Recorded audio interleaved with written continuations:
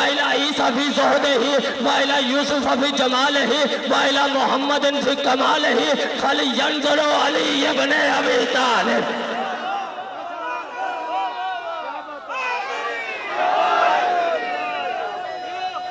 توجہ، میں تفصیل میں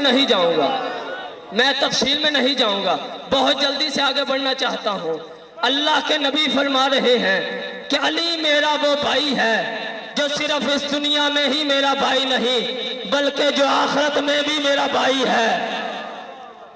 اللہ کے رسول نے فرمایا جس نے علی کی ایک فضیلت کو ذکر کیا، توجہ فرمائیے گا، جس نے علی کی ایک فضیلت کو ذکر کیا اللہ اس کے پہلے کے اور بعد کے سارے گناہ معاف کر دے گا. اللہ کا نبی فرما رہا ہے جس نے علی کی ایک فضیلت کو لکھا، جس نے علی کی ایک فضیلت کو لکھا، یہ بھی اذان ہے ولایت علی کی. میں بات مکمل کر کے انشاءاللہ اذان سنیں گے. توجہ فرمائیے گا، غدیر کے میدان میں رسول نے اذان دی تھی حی علی خیر العمل، آؤ خیر عمل کی طرف. یہ ولایت علی والی اذان ہے. میں اذان کا منکر نہیں، جملہ سماعت فرمائیے گا. اللہ کے نبی فرما رہے ہیں جس نے علی کی ایک فضیلت کو لکھا، جب تک وہ لکھی ہوئی فضیلت باقی رہے گی فرشتے اس کے لیے تسبیح کرتے رہیں گے. اللہ کے نبی فرماتے ہیں جس نے علی کی ایک فضیلت کو دیکھا اللہ اس کی آنکھوں کے کیے ہوئے سارے گناہ معاف کر دے گا. اللہ کے رسول نے فرمایا جس نے علی ابن ابی طالب کی ایک فضیلت کو سنا اللہ اس کے کانوں کے کیے ہوئے گناہ معاف فرما دے گا. ثم قال رسول اللہ صلی اللہ علیہ وآلہ وسلم النظر وجہ علی عبادہ لأنہ وجہ وجہ اللہ وذکرہ عبادہ لأنہ ذکرہ ذکر اللہ وحبہ عبادہ لأنہ حبہ حب اللہ وإطاعتہ عبادہ لأنہ اطاعتہ اطاعت اللہ. لا يقبل ایمانا عبدا الا بولایت علی والبراءۃ من اعداء علی. اللہ کے نبی فرما رہے ہیں کہ جو بندہ بھی علی کے چہرے کی طرف دیکھے اس کی عبادت ہے، کیونکہ علی کے چہرے کی طرف دیکھنا علی کے چہرے کی طرف دیکھنا نہیں بلکہ اللہ کے چہرے کی طرف دیکھنا ہے. علی کا ذکر عبادت ہے کیونکہ علی کا ذکر نہیں بلکہ اللہ کا ذکر ہے. علی کی محبت عبادت ہے کیونکہ علی کی محبت نہیں بلکہ اللہ کی محبت ہے. اللہ اس وقت تک کسی بندے کے ایمان کو قبول ہی نہیں کرتا جب تک ولایت علی کا قائل نہ ہو اور ولایت کے دشمن پہ بے شمار نہ کر.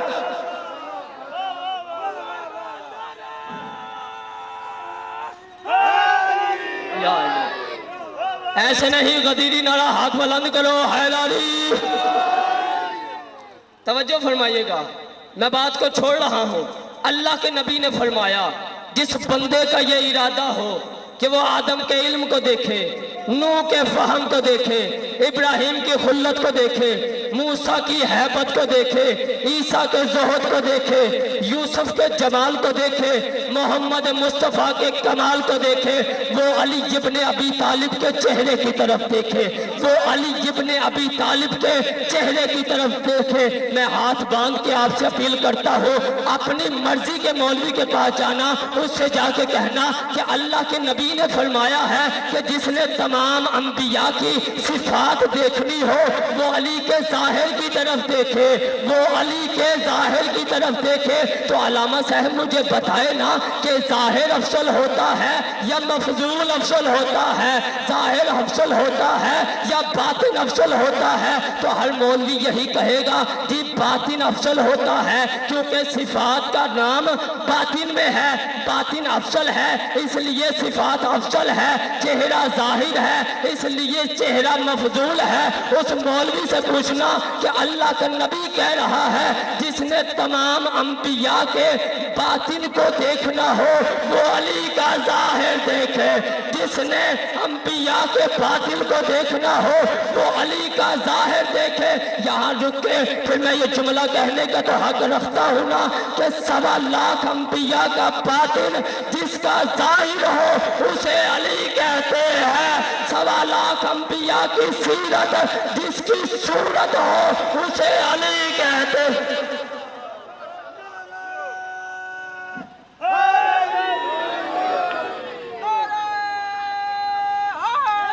یا علی۔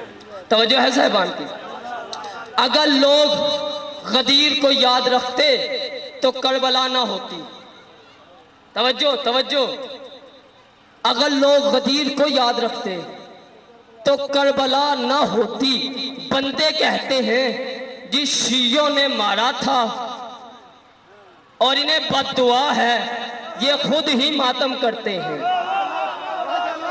اپنے مذہب کی حقانیت ثابت کرنا ہمارا حق ہے۔ اچھا مارا شیعوں نے تھا، ماتم وہ اپنے سینے پہ کرتے ہیں، تکلیف تمہیں کی ہوتی ہے؟ توجہ توجہ توجہ، ماتم وہ اپنے سینے پہ کرتے ہیں، تکلیف تمہیں کیوں ہوتی ہے؟ آؤ بتاؤں کس نے مارا تھا حسین کو؟ ایک طرف تھا یزیدی فوج کا سربراہ یزید، جس نے اپنی تمام فوج کو حسین کو شہید کرنے کے لیے بھیجا تھا۔ وہ لا الہ الا اللہ پڑھتے تھے، وہ محمد الرسول اللہ پڑھتے تھے۔ میں بتاؤں گا کہ کس نے حسین کو شہید کیا۔ وہ لا الہ الا اللہ پڑھتے تھے، وہ محمد الرسول اللہ قبلہ پڑھتے تھے۔ ادھر جو حسین کی طرف تھے، حسین بادشاہ نے ایک بندے سے پوچھا کہ مجھے کیوں قتل کرنا چاہتے ہو؟ اس نے کہا لے بغض کا ابیک، ہم تمہارے پاپا کی دشمنی میں تمہیں مارنا چاہتے ہیں۔ یعنی حسین والے تھے علی ولی اللہ والے، حسین والے تھے علی ولی اللہ والے، یزید والے تھے لا الہ الا اللہ محمد الرسول اللہ والے۔ آؤ ہمارا کلمہ سنو، ہمارا کلمہ ہے لا الہ الا اللہ محمد الرسول اللہ علی ولی اللہ وصی رسول اللہ و خلیفۃہ بلا فضل۔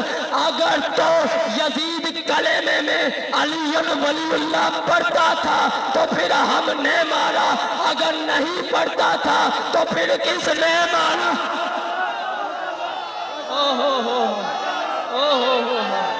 سلامت رہے، کیا کہنے؟ ہاتھ بلند کرو حیدری۔ اگر تمہیں یزید کی وکالت کا اتنا ہی شوق ہے تو ہم حسین کا ذکر کرتے ہیں، ہم حسین کے نام کا جلسہ کرواتے ہیں۔ تو بھی یزید کے نام کا جلسہ کروا۔ ہم حسین کی ماں کا کردار بتاتے ہیں، تو یزید کی ماں کا کردار بتا۔ آؤ بتاؤ حسین کون تھا، یزید کون تھا؟ 3 شعبان کو حسین زہرا کے گھر قرآن بن کے نازل ہوا۔ حسین نے نازل ہوتے ہی رسول کی زبان چوسی، یزید نے پیدا ہوتے ہی گٹی شراب پی لی۔ یزید کا نانا عیسائی خاندان سے تھا، حسین کا نانا سید المرسلین ہاشمی خاندان سے تھا۔ یزید کی ماں وہ جس کی ماں کے ناچ گانے کو عرب کے لوگ پسند کرتے تھے، حسین کی ماں وہ زہرا جس کی صداقت کا نام قرآن بنا۔ یزید کا دادا وہ جو ساری زندگی رسول کی مخالفت کرتا رہا، حسین کا دادا وہ ابو طالب جو ساری زندگی رسول کی حفاظت کرتا رہا۔ یزید کا باپ وہ تھا جو ساری زندگی رسول سے جنگیں کرتا رہا۔ حسین کا باپ وہ علی جو میدان میں آیا تو شاہ یزدہ بن گیا، بستر پہ آیا تو نفس رسول بن گیا۔ یزید کا دادا عیسائی خاندان سے تعلق رکھتا تھا، حسین کا دادا سید المرسلین تھا۔ اسی لیے تو 28 رجب کو میرے بادشاہ حسین نے ابن ولید کے دربار میں کھڑے ہو کے کہا تھا، وہ ابن ولید لکھ یزید سے میں تیری بیعت کروں تو کیسے کرو؟ تیرے دادے جیسا میرا دادا نہیں، تیرے نانے جیسا میرا نانا نہیں، تیری ماں جیسی میری ماں نہیں، تو مجھ جیسا نہیں، میں تجھ جیسا نہیں، میں تیری بیعت نہیں کر سکتا۔ تو اپنے لاکھوں لے کے آ، میں اپنے 72 لے کے آتا ہوں۔ میدان کربلا کا رکھ، دن 10 محرم کا رکھ۔ اب میں ہر حسینی کو یہ کہنے پہ مجبور کرتا ہوں کہ حسین زندہ باد ہے، یزید مردہ باد ہے۔ حسین نے کہا یزید اتنی اتنی بڑی شکست تجھے دے کے جاؤں گا کہ تیرے زندوں کی بھی فہرست نہیں ہوگی، میرے مرنے والوں کی بھی فہرست ہوگی۔ اتنے یزید کے نام پہ لوگ جینے کو تیار نہیں ہوں گے جتنے حسین کے نام پہ مرنے کو تیار ہوں۔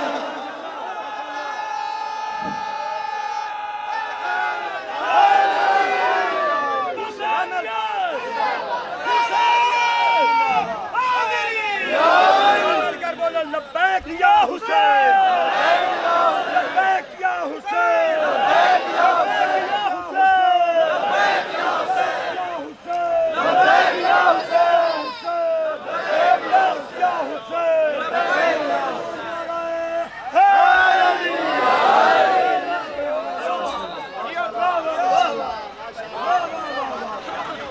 کیا کہنے آپ کے؟ حسین محسن شیعت نہیں، انسان کا محسن حسین ہے۔ جس کا تعلق انسانیت کے ساتھ ہے، حسین اس کا محسن ہے۔ میرے توجہ کیجیے گا، ہمارے پاکستان میں ایک شہر ہے ننکانہ صاحب، ایک سکھ کے نام پہ ہے وہ شہر۔ تذکرۃ الاولیاء علی حجویری لاہور والے داتا صاحب نے کتاب لکھی، انہوں نے اس واقعے کو لکھا کہ وہاں کا بزرگ تھا جس کا نام تھا گرو نانک۔ گرو نانک کا ایک وتیرہ تھا، ایک عادت تھی، چاند محرم کا طلوع ہوتا تھا، گرو نانک سایہ چھوڑ کے دھوپ میں آ جاتا تھا۔ 10 دن محرم کے گرو نانک ٹھنڈا پانی نہیں پیتا تھا۔ مریدوں نے آگے بڑھ کے کہا کہ بابا جی ہمیں آپ کا یہ کرنا سمجھ میں نہیں آتا کہ چاند محرم کا طلوع ہوتا ہے، آپ سایہ چھوڑ کے دھوپ میں آ جاتے ہیں، 10 دن محرم کے آپ ٹھنڈا پانی نہیں پیتے۔ گرو نانک نے کہا اچھا مجھے بتا کہ یہ دن کس کے ہیں؟ انہوں نے کہا جی یہ دن تو حسین ابن علی کے دن ہے۔ گرو نانک کہتا ہے میں اسی حسین کی یاد میں بیٹھا ہوں، میں اسی حسین کی یاد میں بیٹھا ہوں۔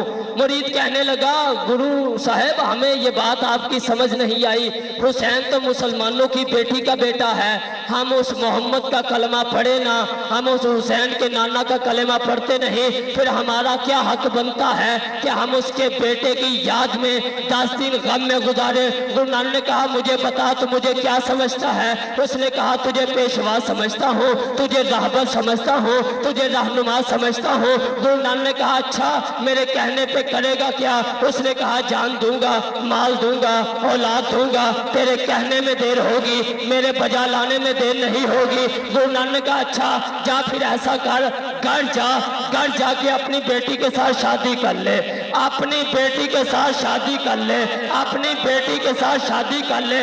قدموں میں گر گیا، گر کے کہتا ہے مرشد بھی تو ہے، ہادی بھی تو ہے، رہبر بھی تو ہے، پیشوا بھی تو ہے، لیکن میں تیرا یہ کہنا نہیں مانوں گا۔ گرو نانک نے کہا تجھے کس بات نے روکا ہے کہ تم میرا کہنا نہیں مانتا؟ کہتا مرشد کروں تو کروں کیا، اس بات کی مجھے میرا ضمیر اجازت نہیں دیتا، اس بات کی مجھے میرا ضمیر اجازت نہیں دیتا۔ گرو نانک نے کہا جاہل، اسی ضمیر کا نام حسین۔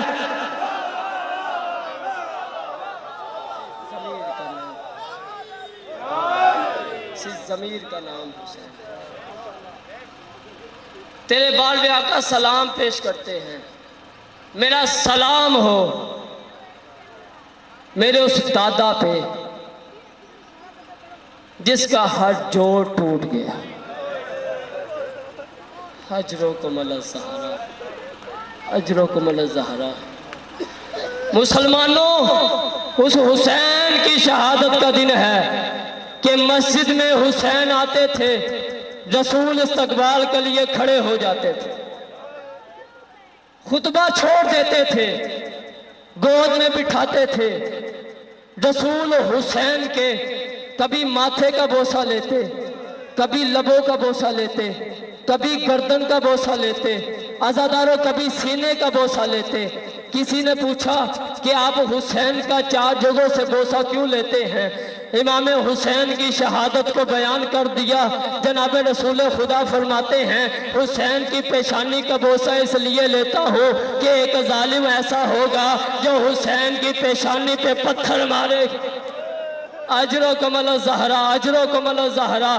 پوچھا گیا کہ حسین کے لبوں کا بوسہ کیوں لیتے ہیں؟ کہا کوفے کا شہر ہوگا، ایک منبر پہ ظالم بیٹھا ہوگا، اس کے ہاتھ میں ایک چھڑی ہوگی، وہ حسین کے لبوں پہ مارے گا۔ ایک بندہ پوچھتا ہے آپ پھر گلے کا کیوں بوسہ لیتے ہیں؟ رسول رو کے فرماتے ہیں اس وجہ سے گلے کا بوسہ لیتا ہوں، حسین کے گلے پہ شمر کند خنجر چلائے گا، 13 ضربوں سے شہید کرے گا۔ پوچھنے والے نے پوچھا کہ آپ حسین کے سینے کا بوسہ کیوں لیتے ہیں؟ وہ کہ فرماتے ہیں اس کی وجہ یہ ہے کہ شام غریبہ کی رات ہوگی، گھوڑوں کی ٹاپوں تھلے آ کے حسین کی پسلیاں توڑ جائیں۔ اجرکم اللہ۔